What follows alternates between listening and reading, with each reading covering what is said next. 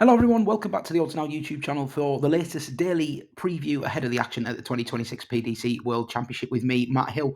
Another really tough day for me on the match bets. Having a tough time of it in round two, to be honest. Round one went pretty well, particularly with some pre-tournament selections. But it's been tough going in these first couple of days. A lot of shocks, which would normally play into my hands as somebody who likes to back outsiders, but just been on the wrong side of things, really. Not a lot of complaints about tonight's selections, really. I mean, price going out, huge shock. I had quite a nice position on price outright as well that I'd been chipping away at throughout the year. So very disappointing not to at least get that sort of showdown with Littler we were all anticipating in the quarterfinals. But Wesley Price here was fantastic, and I think that'd be my main takeaway from round two, that there's just still so much jeopardy involved. The favourites normally, when they win the first round game, they're a lot more settled, but I guess it's slightly different this year with 1-2-8. Normally, you win that first game as a favourite, as a seed. You're not playing again until after Christmas. Whereas now, they're playing 2 games before Christmas. It's another first of 3 sets against a player that has settled in. And we're getting some very interesting games and some very strange results, which is, great for the interest of the tournament. Just a shame that I've been on the wrong side of them myself. But it was a little bit disappointing with Max Hop Blue House overs 180s, because we've got 6 180s in 10 legs. Unfortunately, Max Hop didn't turn up for that one. So I think if we'd had the sort of expected amount of legs, the 180s would have absolutely cruised in. So that was a bit of a killer.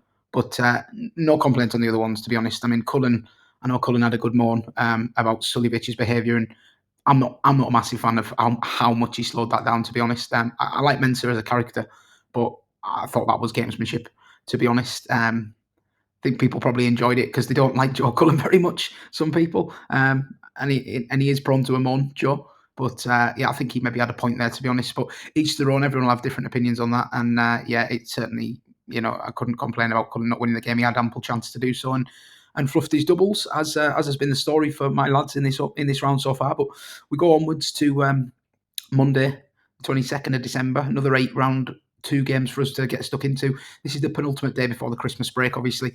So let's get into it then. Darren Beveridge takes on Madars Razma in an each of 2 to open us up. Bookies can't split them. Initially, Razma opened the favourite. Money came for Beveridge. I did take Beveridge sort of as soon as the market opened, so happy with that. The way I've actually backed him is Beveridge to win this and hit the most 180s. Now, anyone who has been watching all the way through the tournament and remembers back to day one, we backed Beveridge to win in the most 180s we backed Razma to win his match but lose the 180 count against Jamai van den Herrik successfully at 6-4. And I'm employing a similar tactic here with Beveridge to win and hit the most 180s against Razma at 15-8. Darren Beveridge played Dimitri Vandenberg in his opening game, and I just thought he was literally, like his nickname suggests, ice cold. It looked so happy and comfortable on that stage. There wasn't a lot coming back from Vandenberg, but the thing that impressed me most about Beveridge is he just played his own game. He didn't worry about what Vandenberg was doing. Vandenberg was having peaks and troughs, and he was just cracking on, really. Really good amount of 140s, pretty much a 140 in every leg from Beveridge. He looked very likely in around the treble, 3 maximums as well. And he takes on someone in Razma here who it was kind of polar opposite for Razma, to be honest, in his opening game. He had to sort of fight and scrap for every leg against Van den Herrik. Obviously, they're playing on opening night, so there's going to be some extra nerves there. But Van den Herrik was really nervous, some really, really bad visits, and yet he still found himself right in the match. Possibly should have took it to a 5th set. So Razma, he got away with one there. He'll have to improve here to beat Beveridge for my money. The market certainly agrees. Given Beveridge opened up more like 11-8, and he's going off probable favourite here. That might balance out again in the morning. But Beveridge definitely the one I want to be with. And like I say, if you back Beveridge to win, you may as well back him with the most 180s, because if he's going to win this, he's probably going to win the 180 count. Razma loves a treble 19 switch. And I think based on the scoring we saw from Beveridge in round 1, I wouldn't have any concerns about him winning that. The 15-8 still available with Sky is a standout. Paddy and Betfair have cut it. Bet365 have cut it right down. I think that's like sort of 8-5, 7-5 now. Boyles have got it 5-4. I really think that 15-8 is too big. So I'm happy to advise that for a 2-point stake there. On to game 2 then. Wessel Nijman versus Gabriel Clemens. Interesting one, this. Nijman so impressive in his opener. We had great concerns about Wessel Nijman coming into that one. He's got all the talent in the world, but his big stage performances haven't always been up to it in recent times. Been a few finishing line jitters. There was none of that on show in round 1. Nearly a ton average. Looked as good as he looked on the floor. Absolute Rolls Royce of a player when he's on it, Nijman. Gabriel Clemens came through unscathed as well, 3-0 against Alex Spellman. But to be honest, that was more a case of Alex Spellman not turning up. I think Spellman averaged like 80 for that game. Really was a no-show. And Clemens was just allowed to settle into it. I mean, he hit a 170 in the first set out of nowhere, which obviously builds the confidence. But set 2 was scrappy. Set 3, yeah, he looked good, but the game was done at that point. And I'm still not absolutely convinced about Gabriel Clemens. I mean, this is a player that's been regressing for the best part of 2 years now. Very, very hard man to trust. Whereas I think Nijman's win is possibly the kind of win that just gives you that extra layer of confidence and really kicks you on. So as much as the seeds to win 3-0 angle hasn't really worked all that much in this round thus far, I do feel at the prices that the 3-0 is still a good bet. I've backed this at 11-5 myself, which you can still get with Boyle. Just having a look around elsewhere. Just over 2-1 with Betfred. That Unibet price is wrong. Of course, Unibet are still pulling through wrong on this tournament. Done my head in all tournament. They're not going to stop now. But, most places are under the 2-1 mark now. And I think if you can get north of 2-1 on Nijman to win this 3-0, you might be on a smidge of value there. The safer way to play it would obviously be to back him on the handicaps. -1.5 sets, so 3-0 or 3-1 is 4-6. I think that's very safe. If you like to build an accumulator for the session or whatever, that's probably how I would play it. But yeah, I'm just going to take 2 points on Nijman, 3-0 at a best price of 11-5 with BoyleSports. On to game 3 then, the return of the king, David Munyua. Wow, what a match that was against Mike De Decker. So pleased for him to get that win, especially having to battle back as well. I mean, there's no two ways about it. De Decker folded badly, as he has done in the past. So you do have to factor that into the equations. And I think Wayne Mardle put it right in his sort of analysis of the game when he said, as great as it was for Munyua, the standard that he sort of put on throughout that match should not be beating a player of Mike De Decker's calibre. Mike De Decker definitely lost it rather than Munyua winning it. Well, that's not to take anything away from him because he's still fantastic. And I thought his scoring was actually really impressive. So, not a forlorn hope. He went off sort of 25-1 to win that match against De Decker. He's no bigger than he's single figures for this one, but he's still a massive dog, isn't he, against Kevin Doets, who was made to work by Matt Dennant. A funny old game that, because he was fully in control of the first set, Doets, until the last start when he suddenly lost it. And then he was actually less in control of the other sets, but won them all and ended up a 3-1 winner. But Dennant, it just sort of hung with him and asked questions of him, and Doets' doubling was a little bit shaky, but he got over the line. It was a good settler. And he's a very impressive player, Kevin Doets. I love his throw. It's so natural. You could never teach that throw, but it just works for him. And he's a glorious scorer when he's on his game. His press conference was fantastic. The only way I can describe it is typical Dutch. Accidentally sounds completely brash and arrogant when he definitely didn't mean it like that. He's not that kind of bloke, I don't think, but he said that this is an absolute dream draw for me.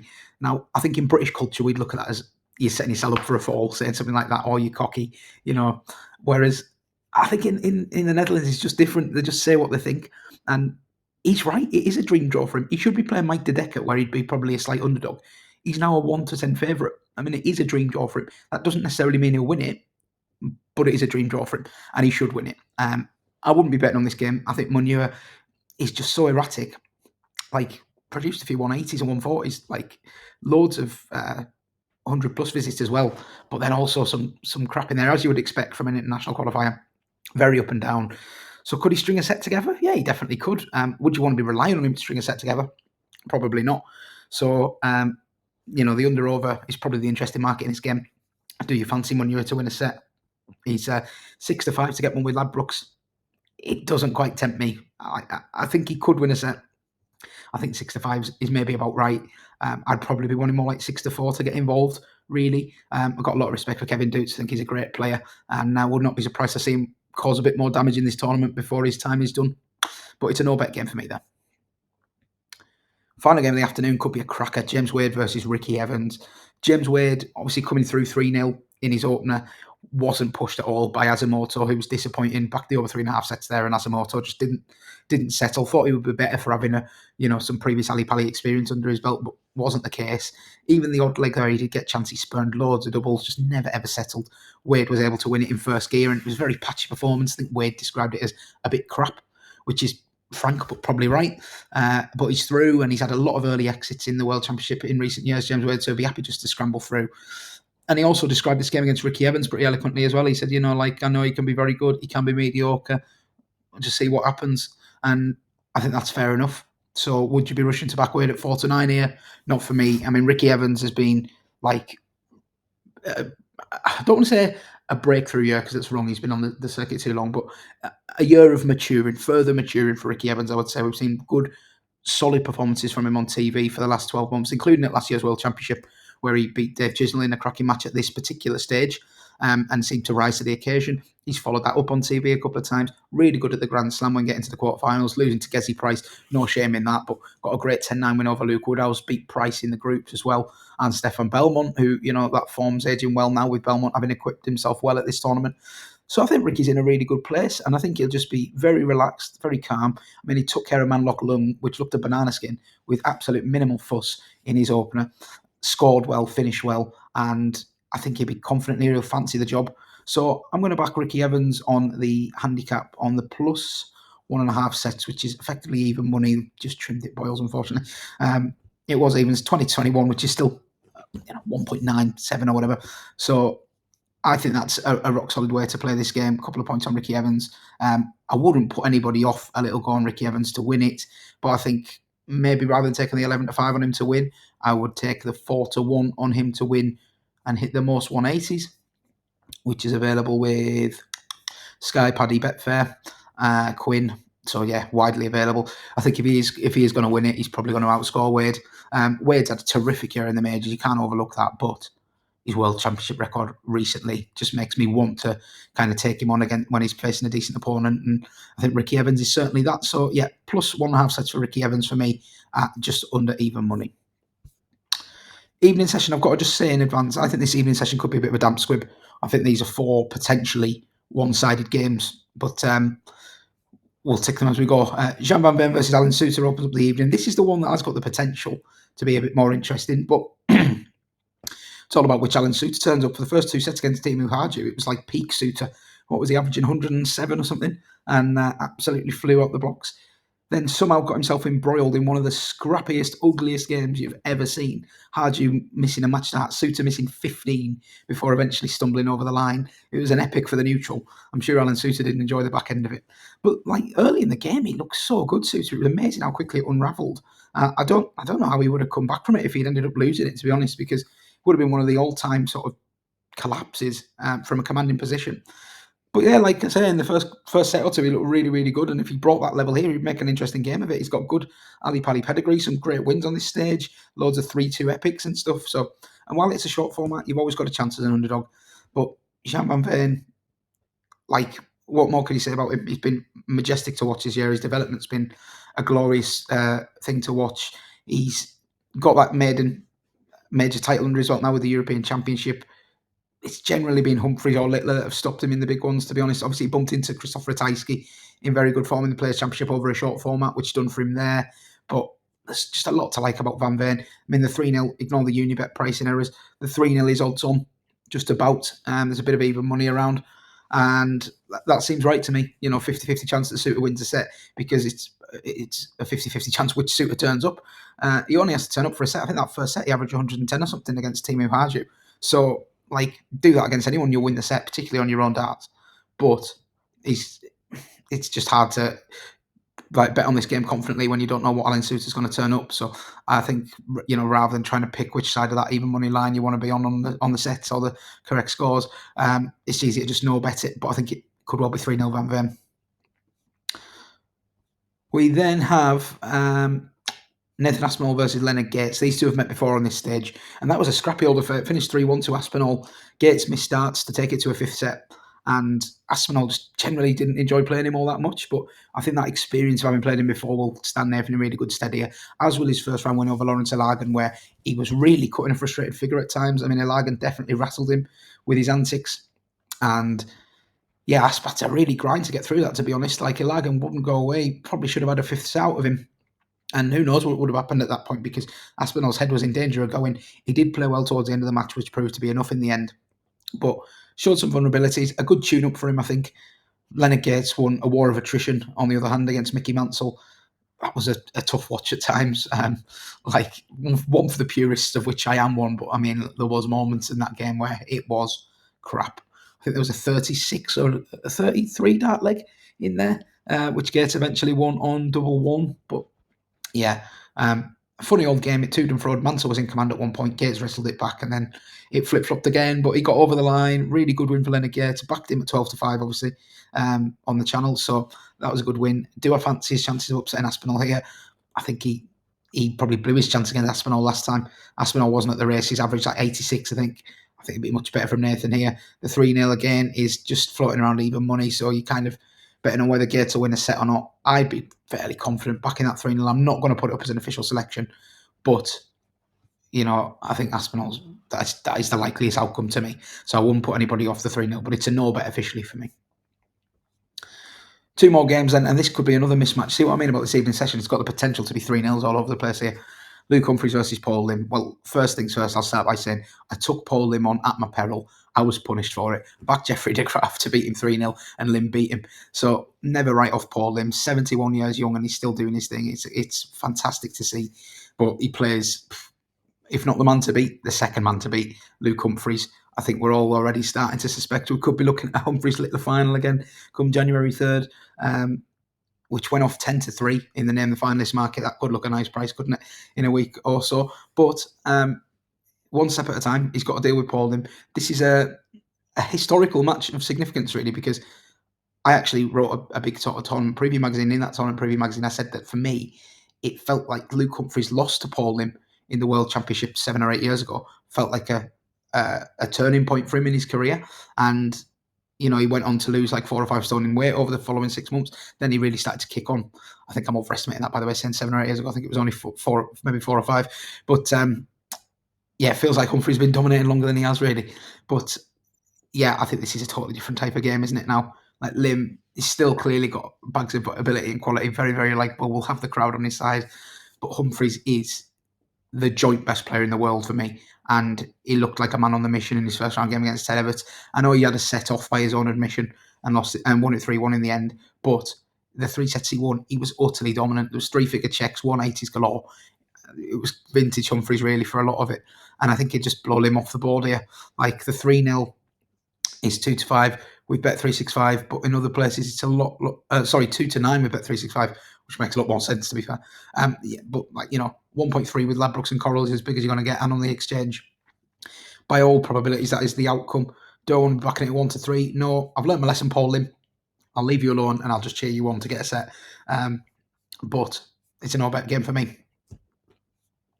Do have a bet in the final game of the night, though, which is Charlie Manby versus Adam Sevada. Anyone who watched the outright preview will know I've backed Manby for his quarter at 200 to 1, I think, or 150 to 1, sorry, and 500s outright. Had a very small stake as well, just for a fun stake. And the debut went to plan, didn't it? Beat Cameron Menzies in an epic encounter, which unfortunately will be remembered for Cameron Menzies punching the living daylights out of the drinks table, rather than the brilliant performance of Charlie Manby on debut, who he just looked right at home on the stage, really, really comfortable. Stepped up in the big moments, hit the 180s, interacted with the crowd, already very much a fan's favourite. And I think that this is a good round 2 game for him, isn't it? Because Adam Sevada, obviously, we backed him to beat Matt Campbell successfully at a nice price in round 1. But my rationale very much there was that was a nice opponent for Sevada to settle into things, because he played Matt Campbell a few times in North America, with Sevada being American and Campbell being Canadian. So he'd have felt a big degree of comfort in that particular matchup that he might not feel here. And I think, he's going to have a big crowd against him here. I think people will hang about for this match. A lot of the last game of the night, you see the crowd emptying out. I think people will want to see Manby. I think he's an exciting young talent. I don't know if he quite got the level in him, which is no shame in that, by the way. But I think it's unfair to say he's got levels of potential, but he's definitely got potential to be a real household name of the future, potential top 16, potential major contender. I think he has got that ceiling in him, and he looks very, very assured and comfortable on the stage. So there's money coming for Sevada. I suspect that is because there's not a lot of big stage data on either of these two players. So the number types will suggest that the favourite's possibly been overbet in this situation, which is quite often the case. I personally think on an emotional level that Manby's just going to be a class act. I think he's going to unfortunately, like, no disrespect to Adam Sevada, I think he's going to do more in the game than Adam Sevada will. I think he's going to be a top player. And I think with the crowd bang behind him, with that confidence boosting win over Menzies, I really do expect him to do a job here. So I'm going to have a couple of points on Manby on the -1.5 handicap, which is 11-10. I think once again, it's very generous here. That is available with BetMGM, 10bet, Star Sports, Priced Up, Live Score, Virgin, etc., even Paddy and Betfair. So you won't struggle to get the 11-10. I think that's a very, very solid wager for this one. I'm also going to just chuck a point on Manby to win. It's 3-0 at 10-3 with William Hill. That's not there, obviously. 10-3 William Hill or 8-8-8. I think there's just a chance that he, especially if he wins the ball and wins that first set, like, could just drain the life out of Sevada with the crowd up and Manby relishing it and, putting another little marker down on what he can do. I think it's a great draw for him, and I really hope he can capitalise on it, both from my own perspective, but mainly for him, to be honest. I think he's going to be a top talent. Okay, so that rounds up my thoughts on Monday at Ali Pali. Just to recap the best bets then. Darren Beveridge to beat Madars Razma and hit the most 180s. That's 15-8 with SkyBet and Paddy. I think it's just SkyBet now, actually. Betfair may have held it. Betfair Sportsbook, worth a check. Going to back Wessel Nijman 3-0 against Gabriel Clemens. No bet in Munyua versus Doets. I'm going to back Ricky Evans plus 1.5 sets against James Wade, i.e. to win a couple of sets. I wouldn't put you off a point at like a little stake on Evans to win in most 180s at 4-1 either. No bets in Van Veen, Soutar, Aspinall, Gates or Humphries Lim. I do suspect that all of them have a strong chance of ending up 3-0 to the favourite, but I won't be playing them. And then I'm going to back 3-0 to the favourite in the last game, Charlie Manby, as is Adam Sevada with a point. And the main bet being 2 points on Charlie Manby, -1.5 sets, i.e. to win 3-0 or 3-1 at 11-10, which is widely available. Okay then, so that rounds up Monday at the Ali Pali. There's just one more session of darts after that. One more day of darts, after that, before the Christmas break. Round 2 will be in the books come Tuesday night.